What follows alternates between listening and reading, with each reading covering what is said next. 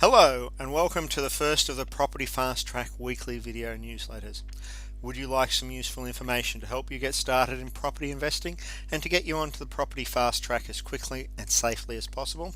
Well, that's the purpose of the Property Fast Track weekly newsletters. My name's Mike Tobin, and each week I will share with you tips and ideas to help you get moving with your property investing, and at the same time help you sidestep some of the razzmatazz that the financial journalists use to sell newspapers, but it's really not that helpful for property investors. As with all the information shared in my weekly newsletters, it's of a general educational nature only, and it's not intended as investment advice. Please consult your financial advisor before making any investments. Now let's get into it. Where should you start with your property investing? I was at a seminar this past weekend and I was reminded of a couple of things.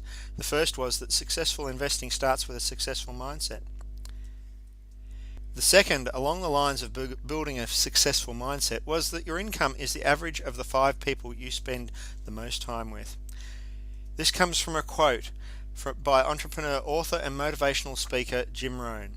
You are the average of the 5 people you spend the most time with.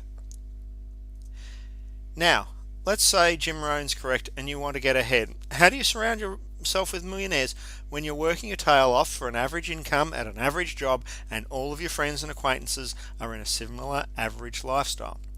For many of us, in fact most of us, this presents a problem. The average wage in Australia, it's $55,000 to $60,000 a year. The average wage is not $1 million a year. Be nice if it was. How do you surround yourself with millionaires if you're a stay-at-home mum or dad and your full-time job is looking after your family, 4 of whom are under the age of 5? You want to become a millionaire, but how do you spend time with millionaires when you don't know any millionaires? If you want to spend time with millionaires and billionaires but don't know anyone, why not go to the library, read their books, listen to their CDs, watch their DVDs, immerse yourself in their worlds. Make them your friends while you commute, while you shop, while you exercise. Fill your headspace with their books and listen to their interviews and seminars on your iPods and your MP3 players. If your commute is an hour each way to and from work, before you know it, you'll be spending 10 hours or more a week with millionaires and billionaires. And before you know it, you'll have improved your outlook on life and your investing, and you will have increased your financial literacy. Now, a lot of these people run seminars. Go and see them in person. And if entry fees are a challenge, there are quite a few that are free. And the bonus is that you'll start linking up with other people who are also looking to grow their mindset.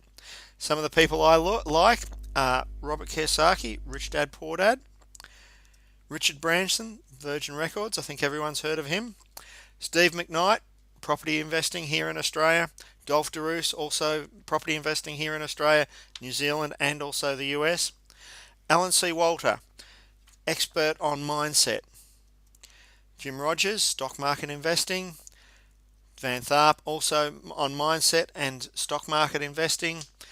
And if you're into the internet, you must see Mark Anastasi and Stephen Esser, laptop millionaire and webinar marketing respectively. And just before we finish up for this week, here's the state of the property markets in the capital cities as of February 2015, as per the Heron Todd White month in review February report. So Sydney, it's at its peak, has been for a while now. Melbourne, it's just reaching its peak. Perth's peaked and now it's moving into a declining market. Brisbane's in a rising market still and has been for most of 2014. Darwin just peaked. It was in a rising market for most of 2014. Adelaide and Hobart, they're just beginning their recoveries. And Canberra, it's down the bottom of the market, but it looks like it might just be coming off its lows. So that's it for this week. I'm Mike Tobin, and if you've got any questions, simply reply to this email, mtobin665@gmail.com. And until next week, happy investing. Thanks very much for listening.